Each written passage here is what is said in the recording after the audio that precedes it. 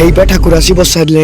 Hello गाई जय जगन्नाथ मोर mini blog मु स्वागत करछि मु सानु। ठाकुर आसी बसी सारे आ मोर भजन टिके चलथिला एबे टिके बंद अछि।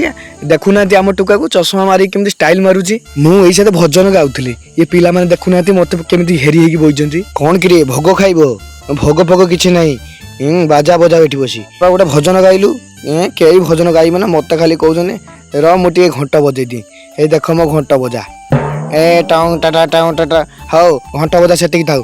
अरे पत्र पड़ी गला ए खाया दियो रे खाया देलेनी आइया पिया तो सरीला चल एबे।